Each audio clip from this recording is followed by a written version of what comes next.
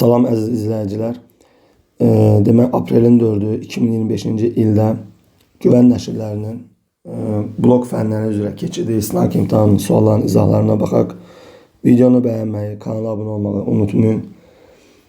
Demək, PDF əldə etmək istəyənlər rəy bölməsindən Telegram kanalına daxil olaraq əldə edə bilərlər. Bu vaxt itirmədən keçirəm suallara. Demək, birinci sualda nə istəyir bizdən? Deyir, aşağıdakilərdən neçəsi doğrudur? 2 sadə ədədin hasili sadə ədəd ola bilməz. Doğrudur. Yəni 2 sadə ədədin hasili necə sadə ədəd ola bilər ki? Burada yəni 2 sadəni bir-birinə vuranda 2 dənə vuruq verir. Yəni, ona görə bu artıq mürəkkəb olmuş olur da. Demək, 1 doğrudur. 1 doğrudur. Demək, ikincidə nə deyir? 2 sadə ədədin cəmi sadə ədəd ola bilməz. Burada ehtiyatlı olmaq lazımdır. Niyə?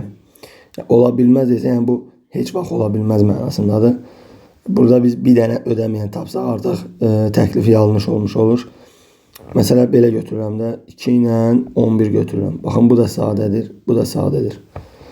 Bunların cəmi nə olur? 13 olur. Bizə deyirdi ki, 2 sadə ədədin cəmi sadə ədəd ola bilməz. Oldu axı. Ona görə 2 yanlışdır. 3'də deyir, 2 mürəkkəb ədədin cəmi sadə ədəd ola bilməz. Baxın, bu da yanlışdır. Bir dənə mürəkkəb 4 götürürəm, bir dənə də lap 9 götürürəm. Baxın, bunların cəmi nə verəcəm mənə? Bu da mürəkkəbdir. 2 mürəkkəb ədədin cəmi sadə ədəd ola bilməz. Baxın, ikisi də mürəkkəbdir və bunların cəmi 13 edir. Baxın, bu da sadə oldu. Amma bizə deyir, ola bilməz. Demək, 3 də yanlış. 4'ə baxıram. Sadə ədədin bölənlərin sayı 2-dən azdır. Sadə ədədin bölənlərin sayı 2-dən azdır. Bu da yanlışdır. Məsələn, sadə ədəd nə götürürüm? 11. Sadə ədədin bölənləri nədir? Biri 1'dir, biri 11'dir. 2'dən az deyil axı. 2'yə bərabərdir. Sadə ədədin 2 böləni olmalıdır. Özünə və 1'ə. Ona görə bu da yanlışdır. 5'ə bax. 2 mürəkkəb ədədin hasili sadə ədəd ola bilməz. 2 mürəkkəb ədədin hasili sadə ədəd ola bilməz. Bu doğrudur. Yəni, onsuz da bu 2 dənə vuruq varsa, düşün ki, birincidə biz 2 sadə ədədin hasilinə mürəkkəb demişik. Mürəkkəblərin məsələ üçün hasili təbii ki, mürəkkəb olar. Sadə olmaz. Ona görə 2 dənə doğru var. 1 ilə 5. Cavab olur B variantı. Demək, növbəti baxıram ikinci suala. Bizdən ifadəsinin vuruqlarından biri aşağıdakilərdən hansıdır? Demək, onu soruşur. Demək, nə inir burada?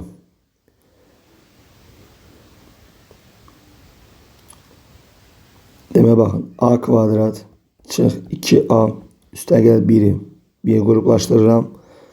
Çıxılsın B kvadrat. Burada A kvadrat minus 2A plus 1'in yerine A minus 1'in kvadratı yazaram. Çıx B'nin kvadratı. Bu da kvadratlar fərqinə görə A çıx 1 çıx B. A çıx 1 üstəgəl B.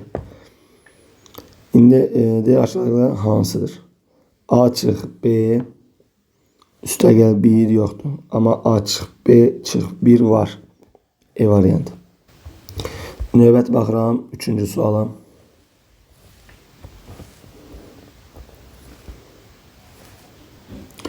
Demək, 3'də şəkildə verilənlərə əsasən o mərkəzi yarımçevrələr arasında qalan halqanın sahəsini istəyir. Demək, gəlin biz bütöv çəkək bunu. Bu konsentrik çevrədə düzdürmü? Bu belə. İndi bu mərkəz.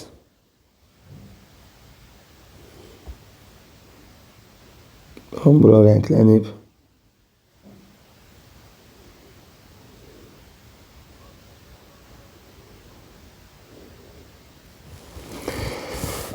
Demək, böyük çevrənin radiusu 6'dır. Böyük çevrənin radiusu 6'dırsa, halqanın qalınlığı 2'dirsə, baxın, halqanın qalınlığı 2'dir. bütöv 6 idi. Onda buraya 4 düşürmü? Onda belə çıxır ki, kiçik çevrənin radiusu da 4 olur. İndi bizə arasında qalan halqanın sahəsini istəyir. Bu arada qalan halqanın sahəsini mən necə tapa bilərəm? Baxın. Böyük dairənin sahəsindən kiçik dairənin sahəsini çıxsam və bölsəm 2-yə. Baxın, yazıram S halqa. Normalde S halqa nəyə bərabərdir? Buna bərabər, düzdür mü? İndi burada biz yarısını istəyir bizdən. Yarısını istədiyinə görə böldüm 2'ye.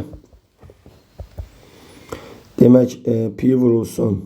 Böyük radius 6, 36 çıxılsın 16 bölünsün 2. Demək, bu nə qədər eləyir? Demək, 22'ye böl 10 pi. Cavab 10 pi E variantı. Demək, növbəti baxıram, 4-cü sual. 4'te funksiyaların qrafikləri koordinat başlanğıcına nəzərən simmetrik olarsa K plus B'ni soruşur. Demək, Y bərabər. Bircə dəqiqə. Demək, mənfi 3x çıx 5. Digərdə Y bərabər Kx plus B'dir. Bunlar koordinat başlanğıcına nəzərən simmetrikdir. Demək, koordinat başlanğıcına nəzərən simmetrik olanda x da y də əksinə dəyişməlidir. Yəni, bu müsbət y-dirsə, oldu mənfi y. Bu da müsbət x olur, mənfi x. Olur müsbət 3x. Çıx 5. Buradan da y-i tapanda mənfi 3x üstəgəl 5 olur. Buradan görürəm ki, k mənfi 3'dür. B müsbət 5'dir. Bizə də bunların cəmini istəyir. Cavab olur 2 D variantı. Bunu məsələ qrafik olaraq da çəkə bilərik. Baxın, qrafik olaraq da bunu görə bilərsən. Fikir ver. Məsələ, y bərabər mənfi 3x və y bərabər mənfi 3x çıx 5 funksiyasının qrafiki belə getməli deyil. Baxın, y mənfi 5'də kəsməlidir. K mənfi deyə 2'dən 4'dən getməlidir. İndi bu koordinat başlanğıcına nəzərən simmetrik olanda simmetrik olan funksiyanın qrafiki belə getməsi lazım deyil. Çünki koordinat başlanğıcına nəzərən simmetrikdirsə bu qrafik buna paralel getməlidir. Ona görə paraleldirsə k'lar bərabərdir. Baxın, bu 5'də kəsirsə mənfi 5'də, bu da müsbət 5'də kəsməsi lazım. Bu da belə. Bu şəkildə də tapa bilərsən. K yenə mənfi 3'dür, B müsbət 5'dir. Cəmi 2. Baxıram 5-ci suala.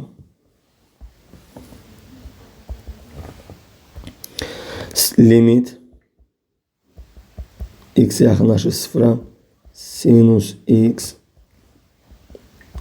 böl 2x ifadəsində qiymət hesablayın. Birinci görkəmli limit demiş ki, bunu buna böl, nə aldınızsa cavabındır. 2'də 1 B variantı.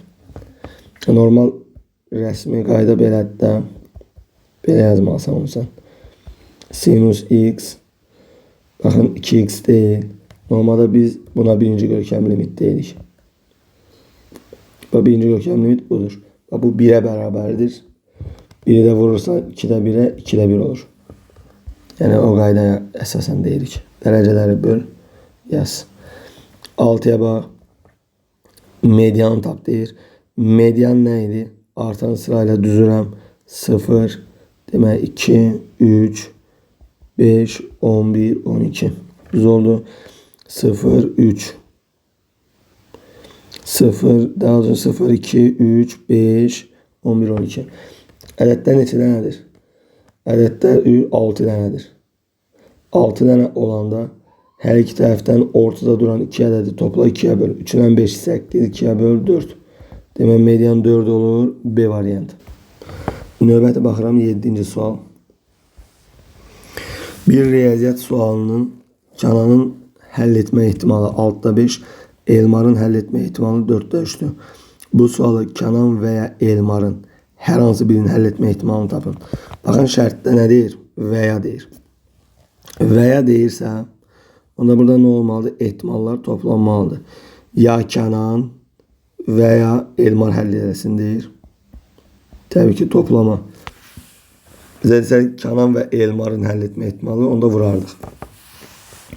6 ilə 4-ü əkib nədir? 12. 2-yə vurdum, 3-ə vurdum. 10 üstəgə 9, məxrəcdə 12.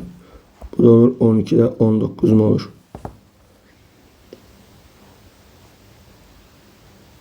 Nəyi səhv elədik?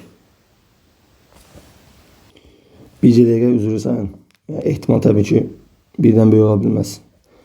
Suala diqqətlə baxaq. Bizə nə deyir? Bir riyaziyyat sualını Kənanın həll etmə ehtimalı 6-da 5, Elmarın 4-də 3.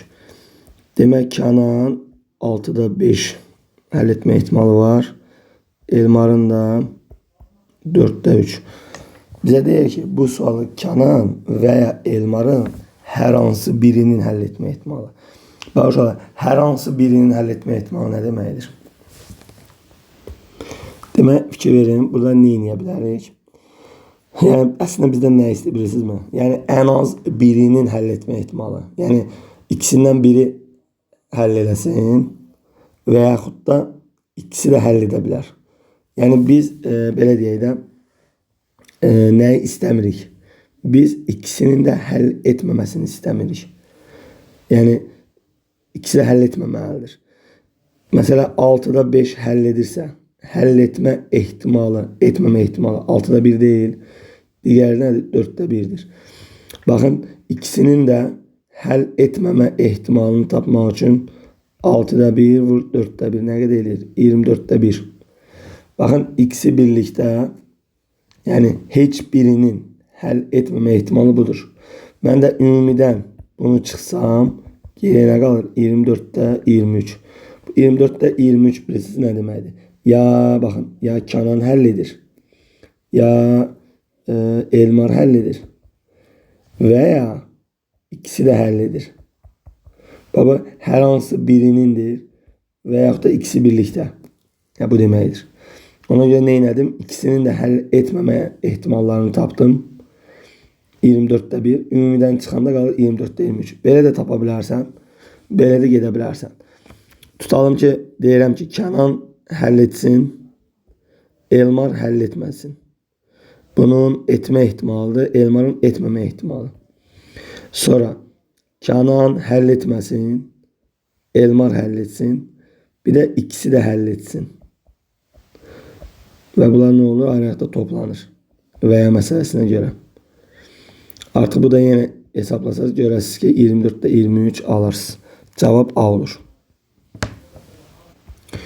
Bu tip sualda təbii ki, birinci yol daha rahatdır. Yəni, vaxt baxımından. Yəni, bu tip suallarda həmişə düşünmək lazımdır ki, məsələ, bizdən tutalım ki, nə soruşur? Hər hansı birinin. Məsələ, biz nə istəmərik? Biz nə hansı hal baş verirsə onu istəmərik. İkisini də həll etməmə ehtimalını olsa, yəni biz onu istəmərik də. Ona görə ikisini də həll etməmə ehtimalını taparam, ümumidən çıxaram. İnşallah ki, aydın oldu. Baxıram 8'ə.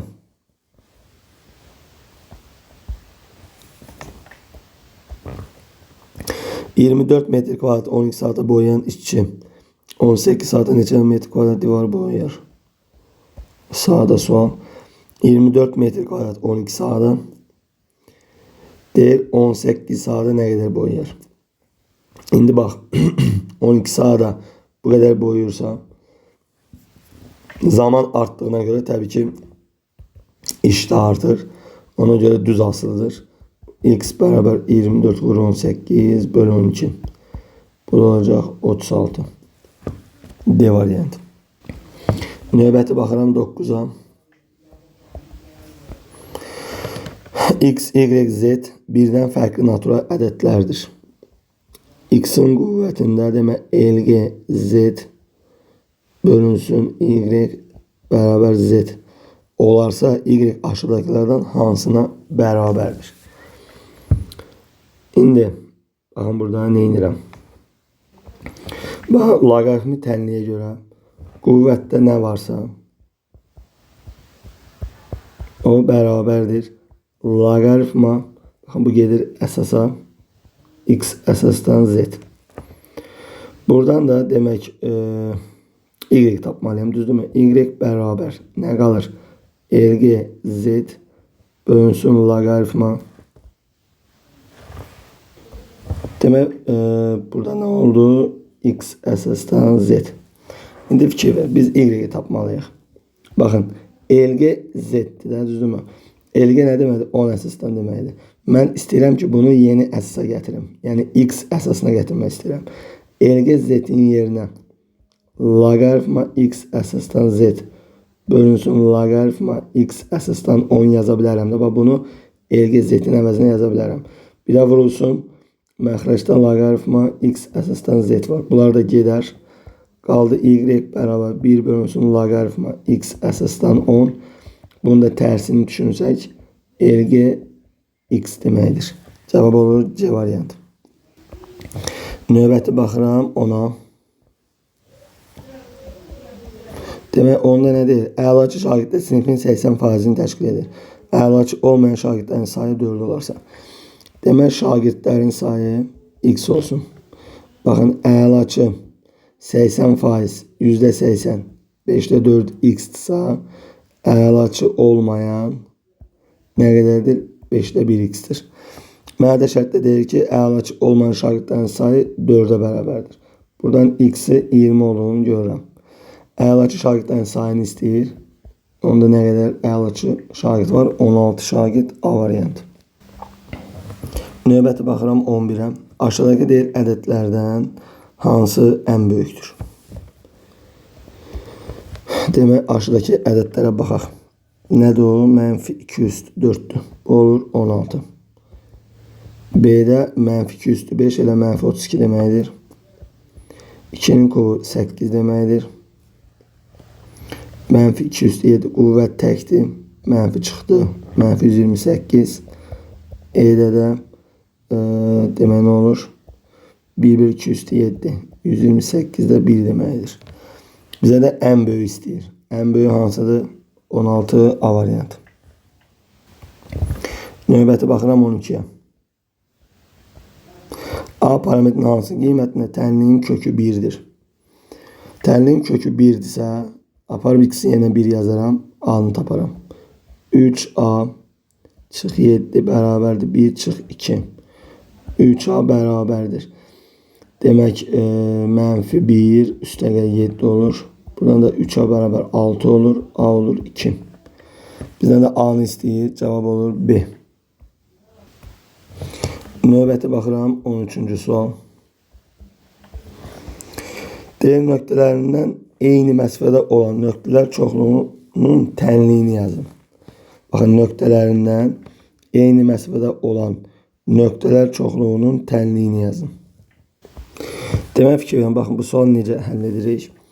Bax, düşün ki, A nöqtəsi buradadır. 1, 3. B nöqtəsi də budur. -1, 1. Bax, bizdə belə bir düz xət var. Və bu düz xət üzərində bir nöqtə var.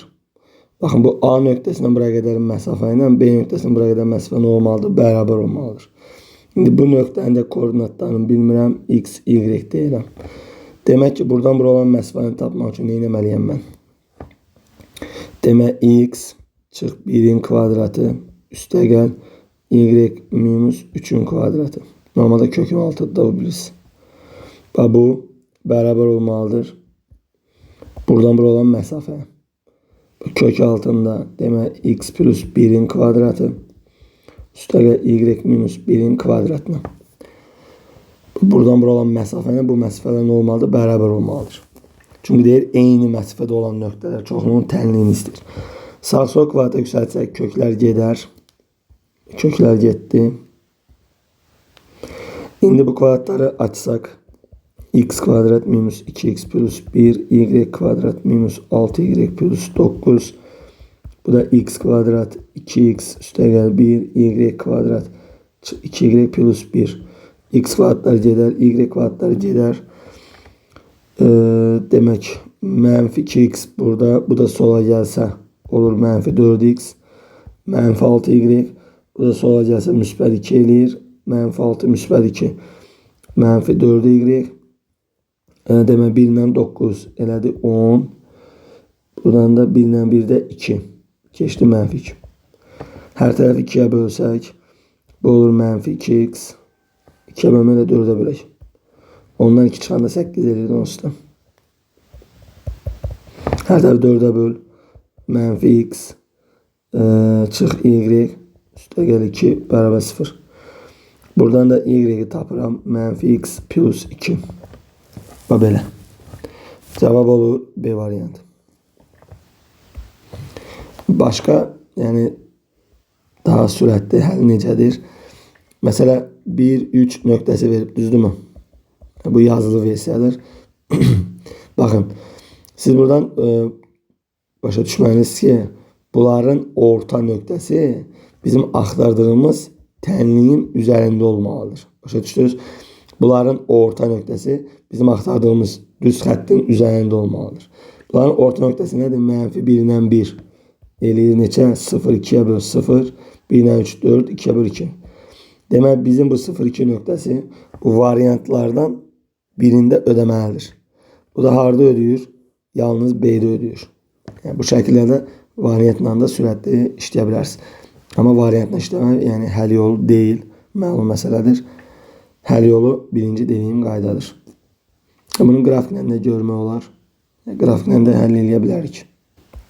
Demək, növbəti baxıram 14-də. 14-də bizdən nə istəyir? Deyir, uzunluğu 12 cm olan BD parçası ABC üçbucağın həm tənböləni, həm də medianıdır. Onda belə çıxır ki, bu üçbucaq nədir? Bərabər yanlı üçbucaqdır.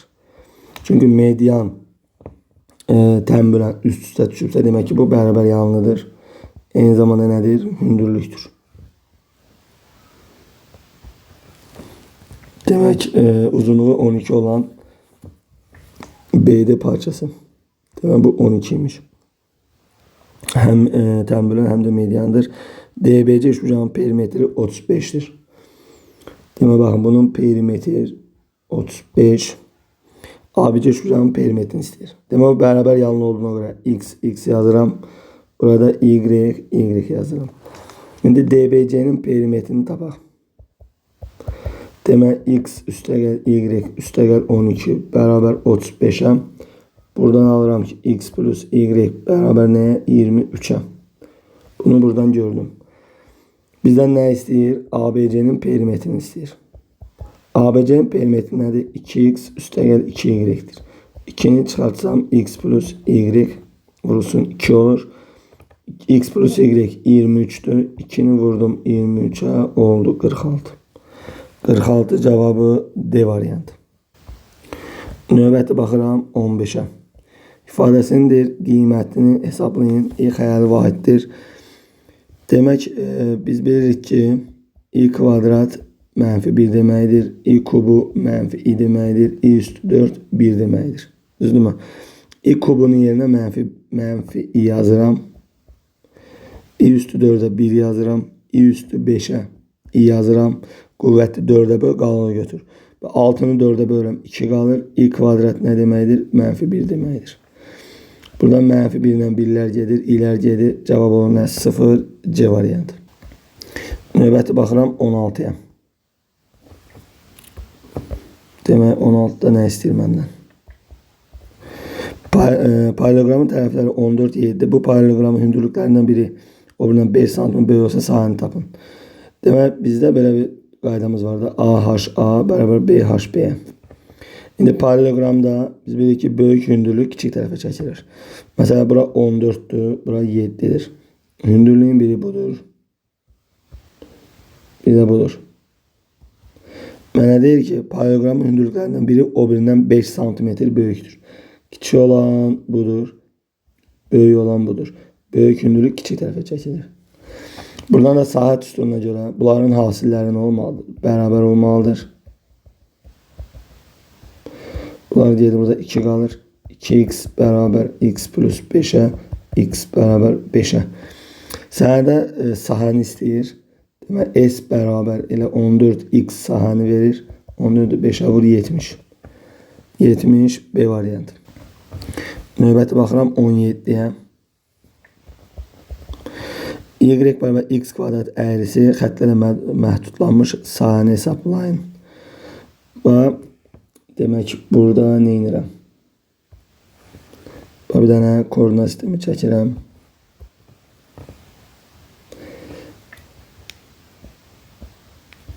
Demə fikir verin. Bu nə oldu? Y bərabər x kvadrat. Bu bizdə y bərabər x kvadrat əyrisi. Y bərabər 0. Bir dəqiqə. Y bərabər 0 düz xətdir. Bu düz xətti deyil. Bu qırmızı y bərabər 0 düz xəttidir. Bu y bərabər 0 düz xətdir. X bərabər 3 nədir? X bərabər 3 də budur. X-i 3-də kəsir. Y-ə paraleldir. Və bunlarla məhdudlanmış hissə buradır. Bizə bunun sahəsini istəyir. Mən onun sahəsini tapmam üçün demə sərhəd 1 0-dır. Baxın x-i 0 3. Demə integral s bərabər integral 0-dan 3-ə funksiyamız nədir? X kvadrat dx. Nəyin törəməsi x kvadratdır? 3-də 1 x kubunun. 0-dan 3-ə. Burada da x-a bir dəfə 3 verirəm. 3-də 1 vur 27 çıxılsın 0. Yazmıram onu. Bu da olur 9. Cavab 9 olur. C variantı. Növbəti baxıram 18-ə. Satıcı satmaq istədiyi köynəklərdən birini 25 manata satarsa 200 manat gəlir. 15 manata satarsa 200 manat zərər edər. Satıcının satmaq istədiyi köynəklərin sayını tapın. Demək, satıcı satmaq istədiyi köynəklərdən birini 25 manat satarsa 200 manat gəlir. Demək, gəlin baxaq. Demək, 18. Demək, fikir verin. Nə qədər köynəyi var? Bilmirəm, x deyirəm. Birini 25 manatdan satsa deyir 200 manat gəlir olur. 25 manatdan satsam x köynəyi bu qədər pul qazanıram. 200 manat gəlirdisə, əgər mən bundan 200'ü çıxsam, bu ifadə bizə nəyi bildirir? Düşün ki, mən məsələ üçün qoyduğum mayatda belə deyil. Belə düşünün, x sayda köynək almışam. Məsələ üçün qiymət, birinin qiymətini məsələ üçün y manatdan almışam. Bu qədər köynəyə nə qədər pul verirəm? Məsələ x, y pul vermişəm də belə düşün. İndi bizim bu aldığımız bu ifadə var ha. Bizim elə bir ki buna verdiyimiz puldur. Yəni qoyduğumuz mayadır bu. Belə düşün də x sayda köynəyim var. 25 manatdan satdın, 200 manat gəlir əldə elədin. Demək 25x-dən mən 200'ü çıxsam bu qoyduğum maya olur. Aydındır, elə bir ki mənim cibimdən qoyulan puldur bu. Gəliri çıxdığımda 200'ü çıxdım, cibimdən qoyduğum puldur. Sonra deyək 15 manata satsa. 15 manata satsam 15x eləyir. Deyir 200 manat zərər eləyir. İndi bu hal-hazırda elə bir 15 manat satsam bu qədər qazanıram və 200 manat zərər eləmişəm. Üzərinə 200 manatı qoysam bu da cibimdən qoyduğum pulu olacaqmı? Bu da mayadır. Bu da mayadır. Bu da maya. Aydındır. Və bunlar təbii ki nə olur? Bərabər olur. Buradan 10x bərabər 400 x olur 40. En gözəl belə. Mənə deyir, satıcı satmaq istədiyi köynəklərin sayını tapın 40 dənə. D variant. Baxıram 19'a. 19 nədir? Sağda sualda. Demək 1/5 üstə gəl. Kökdə 1/44'dən çıxır 1/2. Bu deyilir 1/25. Düz oldu mu? Oldu. Məndən nə istəyir? İfadəsinin qiymətini istəyir. 1/25'dən nə çıxar? Kök tam çıxır ki orada. Bir dəqiqə 2 tam eləyir 1 tam niyə? Bu da olur 1/5 C variantı. Baxıram 20'yə. Demək 20'də funksiya verib bizə. F'2'ni istəyir. Demək bundan törəmə alanda A üstü x'in törəməsi özü bir də vursun ln A. Yəni ln 5. Məndən F'2'ni istəyir. Törəmədə x'a 2 yaz deyir. X'a 2 yazsam 5'in kvadratı 25 ln 5 olur. O da olur B variantı. 21'e baxıram. Tənliyinin 0-180 intervalındakı həllərin cəmini istəyir. Demək sinus x üstəgəl, daha doğrusu 2x üstəgəl pi bölü 4 bərabər nə? Kosinus x-a. Tənliyinin 0-180 intervalındakı həllərin cəmini istəyir. Demək buradan nə edərik? Biz əslində bunu belə də həll edə bilərik. Məsələn, x-in yerinə yazaram pi bölü 2 minus x. Bunu sinus yazmaqla da belə. Sola keçirib fərqin hasil çevirməklə də gedə bilərik. Amma daha rahat görmək üçün, yazmaq üçün belə düşünürəm. 2 dənə hal var. Birinci hal. Nə vaxt bunlar bir-birinə bərabər olar? 2x üstəgəl pi bölü 4 bərabər x olanda. Və üstəgəl 2 pi k. Niyə 2 pi k? Onsuz bunların dövrüdür. Hər dəfə üzərinə gələndə eyni dərəcəni verəcək. Buradan nə alıram mən? Buradan demək bir dəqiqə. Daha doğrusu üzr sayın. Bərabər yox. Sinusla kosinus nə vaxt qiymətləri eyni olur? 45 olanda. Demək baxın burayla bir 45 olmaq üçün olmalı. X olmalı pi bölü 4 üstəgəl 2 pi k. Tənin bir həlli budur. Biri bu. 2. Bir dəfə elə bir x 45 olanda bunlar bir-birinə bərabər olacaq. Məsələn, kosinus 45-də kökü bölü 2 alır. Burada da x-a mən 45 versəm olur 90, 135. 135-də də yenə kökü bölü 2 alır. Sinus 2 nöqtə müsbətdir. Bir dəfə belə. Bir dəfə də bunların cəmi 90 olanda eyni qiymət alacaq. 2x üstəgəl pi bölü 4 üstəgəl x bərabər 90 və üstəgəl 2 pi k. Bu dövrdür onsuz da. Buradan da nə alırıq biz? 3x bərabər pi bölü 4 üstəgəl 2 pi k. Buradan da x bərabər pi bölü 12 üstəgəl 2 pi k bölü 3. Bu da nə deməkdir? 15 üstəgəl 120 dərəcə k. Bizə şərtdə nə istəyirdi? 0, 180 intervalında da neçə kökü var. Baxın bir dəfə burada k-ya 0 versəm 45 buradan gələcək. 1 versəm 180'i keçir. Mənfi versəm 0 solda qalır. 0'ın solunda ödəmir. Biri bu 45 olanda x 45 olanda. Demək burada kökün biri 45'dir. Bir dənə burada biz köklər tapmağa çalışırıq. Görək burada nə verir. Baxın k-ya 0 versəm x olur 15 və həmin intervala daxildir. Bu intervala daxildir. Sonra k-ya nə versək? K-ya 1 versəm x nə olur? Demək 120 üstəgəl 15 135 olur. 135 də daxildir. 2 versəm 240 plus 15 180'i keçir. Mənfi də versəm 0'ın solunda qalır. 2 dənə də kök buradan gəldi. Biri 15, biri 135. Bizə də bunların cəmini istəyir. 15, 135, üstəgəl 45. Bu da 195 dərəcə. Yəni D variantı. Baxıram növbəti 22'ye. Demək 22'də aşağıdakilerden hansının simetri oxu yoxdur? Baxın çevrənin simetri oxu var. Sonsuz sayda. Bərabər tərəfli üçbucağın simetri oxu var. 3 dənə. Düzbucaqlı trapesiyanın simetri oxu olmayacaq. Fikir ver. Bu səndə mesela düzbucaqlı trapesiyada bunun simetri oxu necə olsun?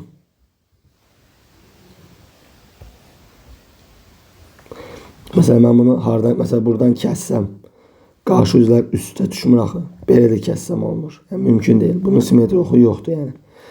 Amma bərabər yan trapesiyanın bəli var. Baxın. Yəni buradan kəsərəm var. Rombunda var. Rombda da mesela baxın. Rombda baxın bir dənə belə.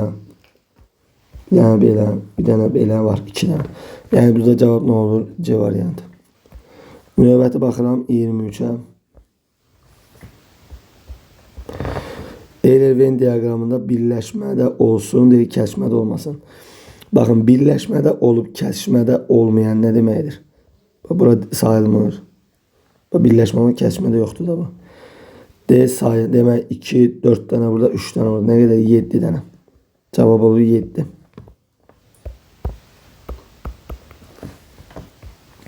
Növbəti baxıram 24-ə.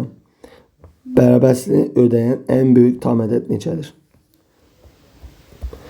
Baxın, demək -x üstəgəl 2x kiçikdir 11 çıx 8.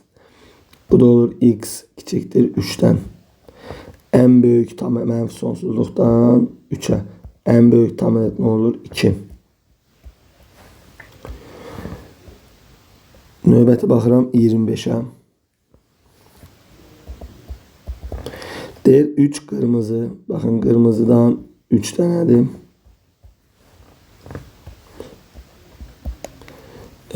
Ağdan 4 dənədir. Deyir kürəcəyin yan yana neçə fərqli üsulla düzmək olar. Baxın, bizə burada nə deyir? Bizə burada şərt vermirlər. Qırmızılar olsun, sonra ağlar olsun məsələn. Belə bir şərt vermir də. Məsələn 4 dənə ağ, 3 dənə qırmızı. Yan yana deyir. Yəni burada bir belə deyək də şərt qoyulmur ki, ya qırmızılar gəlməlidir, ya ağlar. Yəni fərqi yoxdur. 3 qırmızı, 4 ağdır. Cəmi nə qədərdir? 7 dənədir. İndi bu 7'sini mən yan yana neçə fərqli üsulla düzə bilərəm? 7 faktorial sayıda. Demək 7 faktorial ya da hesablamı niyə hesablaram ki? Demək baxın, neçə fərqli üsulla dediyinə görə 7 faktorial bölünsün. 3 dənə qırmızı var axı, eynidir. Bölürəm 3 faktorial. Çünki orada düzəndə məsələ bax, tutalım ki 3 dənə qırmızı düzdürmü? Sonra 4 dənə elə bir ki ağ düzdür elə. Məsələ bax, bu 3 dənə qırmızını mən yerini dəyişsəm, nəsə fərq eləyəcək? Tam bunu bura gətirirəm, bunu da bura gətirirəm. Nə fərq eləyir ki? Yenə eyni düzülüş sayılır da. Ona görə sən eynilərin faktorialına bölməlisən. Çünki bu 3 dənə qırmızı da özünün yer dəyişməsi 3 faktorial olduğuna görə, yəni 3 faktorial sayıda eyni var. Ona görə ona bölürsən ki, onlar aradan getməlidir yəni. 4 dənə də ağ var. Böldüm 4 faktoriala. Bunlar gedir. Qaldı 5, 6, 7. Bu neçə eləyir? 6 eləyir, gedir. Cavab olur 35. 25'te cevap 35 oldu. Baxıram 26'ya. Kubun bir təpəsindən çıxan yan üzünün diagonalları arasında bucaq neçə dərəcədir? Bir dənə kub çəkim. Görə nə deyir bizə?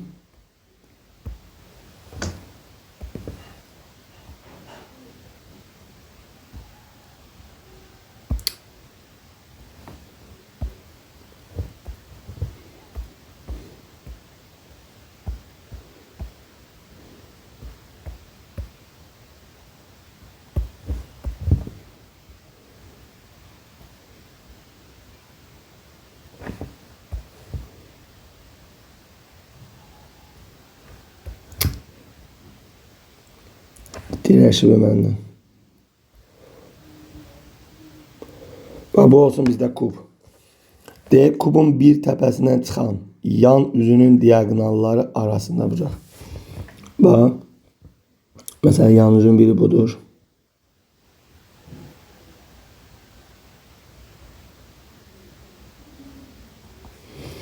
Yan üzün biri bu. Yan üzün biri bu. O belə.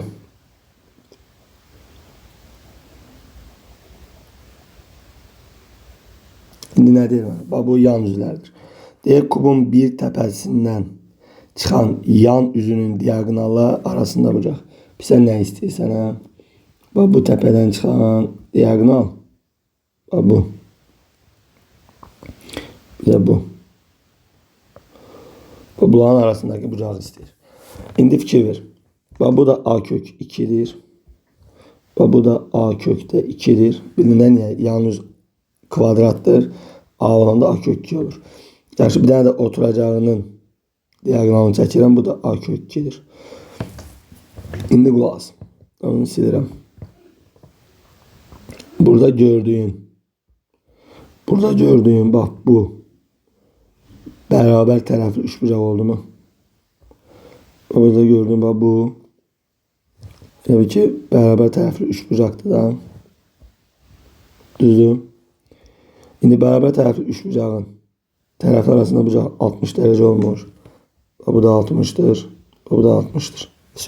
Cevap olur neçə? 60 derece. Demək bir təpəsindən çıxan yan yüzünün diagonallar arasında bucaq. Bəli 60. Baxıram 27'ye. Demək 27'de nədir? İlk n ədədin cəmi SN-dir. Ədəd listəsinin 3'ün uyğunluğu müəyyən elə. Demək 1. SN bərabər n kvadratına. Bizdən nə istəyir? Bizdən 1, 2, demək A1, A2 lazım. Uşaqlar, S1 həmişə A1'ə bərabər demişik. Bu 1'dir. A1'in 1'dir. S2 nəyə bərabərdir? 2'nin kvadratı 4'ə. S2 nə deməkdir? A1 üstəgəl A2 deməkdir 4. İndi A1'in 1'dirsə, onda A2 nə olur? 3 olur. A1 1, A2 3 var mı? Var. A1 1 demək 1'ə həm E gedir, A2 3 həm B gedir. B ilə E. Baxıram ikinciyə. Demək SN bərabər 2n kvadrat. N'ə 1 verəndə bu A1 deməkdir. Bu oldu 2. N'ə 2 versəm 2'nin kvadratı 4, 2'ye vurur 8. Ona göre A1 yani 2 üstəgəl A2 8 olmalıdır. Onda A2 6 olmalıdır. A1 2, A2 6. A1 2 C'dir. A2 6 yoxdur. Baxıram 3'ə.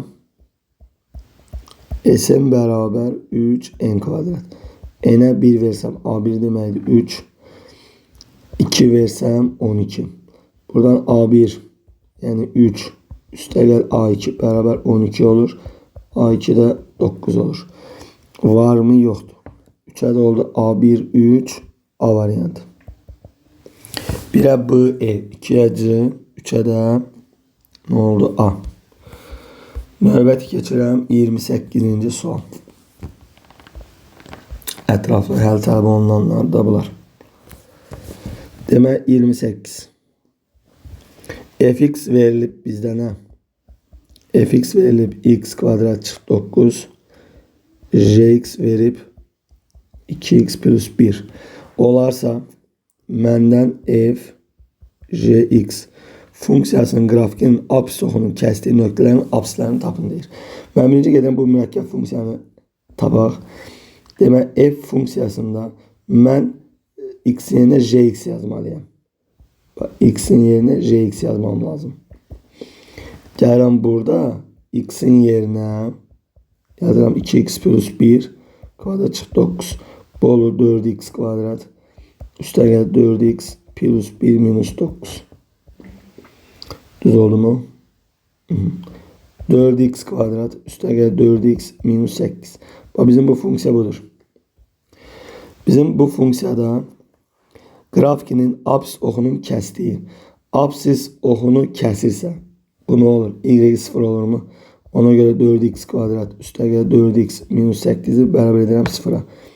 4'ə böl. D nöqtələrin apsislərini tapın. Yəni kəsən nöqtələri tap deyir də. Belə bir şey düşün də. Qrafik deyir. Məsələn sxematik çəkilən. Bu belə bir şeydir. Sənə bu x'lar istəyir. Bu kəsən nöqtələr istəyir. Kəsilsə y 0 daxil. Ona görə funksiyanı 0'a bərabər elədik. Toplayanda -1. Vuranda -2. Bu da nə olur? -2 ilə müsbət 1. Sənə də apsisləri deyir. Nöqtələrin apsislərini.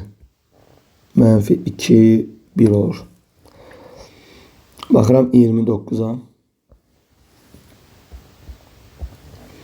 ABC'de düzbucaqlı trapesiya.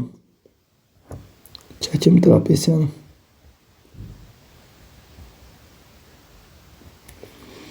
Demək A, B, C, D. Bura 3, bura 1. Bura 90, bura 90. Mənə deyir düzbucaq trapesiyanın AB 3, BC 1, AD CD'ye beraber. Bu trapeziyenin AB tarafının etrafında fırlamasına alınan kesik konusunun tam səthinin sahəsi. İndi qulaq as. Bircə dəqiqə.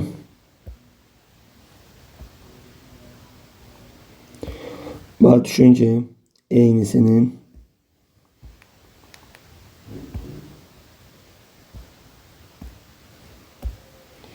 bax eynisi burada var. Bax.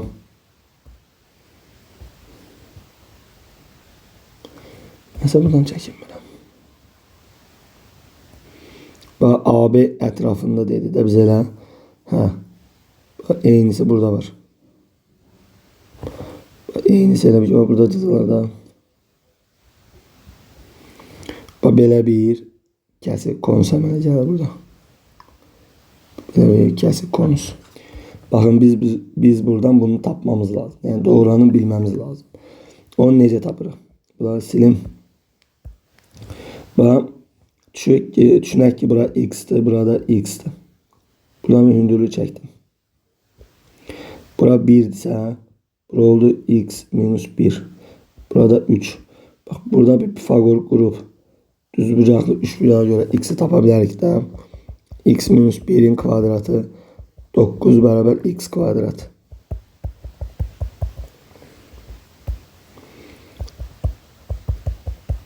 Demək bunlar gedər. Buradan 2x bərabər 10, x bərabər 5 alıram. Əla. Demək bura oldu 5. Bunu da silim. Demək bura 5'dir. Onda baxın buradan burada 5'dir də. Demək bizim radiusumuz 5 olur. Belə bir kəsik konusdur. Belə bir kəsik konusdur. İndi biz bunu nə etməliyik? Tam səthinin sahəsini tapmalıyıq.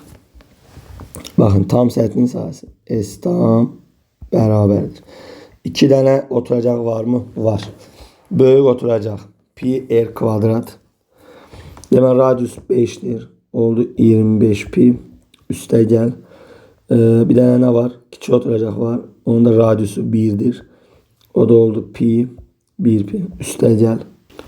Bir də nə var? Yan səth var. Yan səth necə tapırıq? Pi vurulsun böyük radius. Üstə gəl kiçik radius vurulsun doğuran. Düzdürmü? Bu da yan səthdir də. Demək 26 pi. Üstə gəl. Pi vurulsun. Böyük radius 5, kiçik radius 1, topla 6. Vurulsun doğuran nədir? 5. Bu oldu 30 pi, bu da oldu 26 pi. Toplayanda oldu 56 pi. Demək bu konusun tam səthinin sahəsi nə oldu? 56 pi oldu. Görüm səhv eləmədik. Demək növbəti gedirəm. Baxıram nəyə? 30'a. Demək 30'da nədir? Deyir, ispat edin ki, funksiyanın qrafikinin azalma aralığı mənfi sonsuzluq mənfi 1'dir. Demək, funksiya nə vaxt azalır? Törəməsi 0'dan kiçik bərabər olanda. Gəlin gedək. Bizə verilən funksiyanın törəməsini tapaq. 4'də 1 x 4. Sonra çıxılsın 3'də 1 x'in kubu. Çıx 2'də 1 x kvadrat. Üstə gəl x, üstə gəl 3. Baxın bunun törəməsini tapaq. Törəməsi verəcək x'in kubu. Çıxılsın x'in kvadratı. Çıxılsın x. Üstə gəl 1. Bax bu törəmə 0'dan kiçik bərabər olmalıdır. Düzdürmü? İndi bax buradan da yan vuruqlar ayırıq da. X kubu ilə 1'i 1 götürürəm. Hər ikisindən mənfini qarşıya atsam mənfi x'i hətta. Bu da verir x plus 1 kiçik bərabər 0. Kublar cəmi kimi aç bunu. Olacaq x plus 1. X kvadrat çıx x plus 1. Çıx x vur x plus 1 kiçik bərabər 0. Buradan x plus 1'i ortak çıxartsaq qaldı x kvadrat çıx 2x plus 1 kiçik bərabər 0. Buradan da x plus 1 x minus 1'in kvadratı kiçik bərabər 0. Düz gedirikmi? Bəli. Baxın, bura həmişə müsbət olurmu? Bax, bunun kökləri nədir? Mənfi 1-dən 1-dən. Bax, bura həmişə müsbətdir. Mənfi 2 verəndə bura mənfi. 0 verəndə müsbət. Demək 2 verəndə yenə müsbət. Demək mənfi sonsuzluqdan mənfi 1-ə. Qrafın azalmalı mənfi sonsuz mənfi 1. Bir nə olmalıdır? Birləşmə 1 olmalıdır əslində orada.